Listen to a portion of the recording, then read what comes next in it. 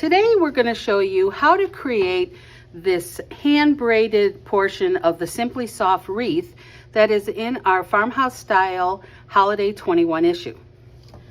You're going to start with 9 strands of chunky white yarn, and then you're going to secure them together on one end with either a knot or a small piece of wire.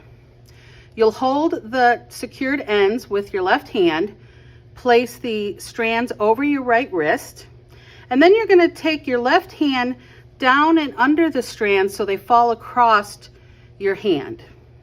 At that point then you're going to take your right wrist and twist it down and under and grab the extra strands.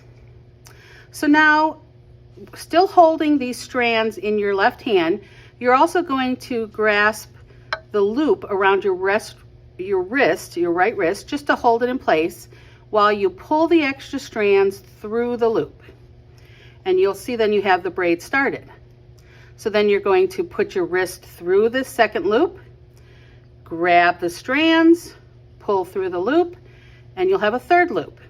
And then you'll continue doing this until you have your fully braided sections of yarn ready for your wreath.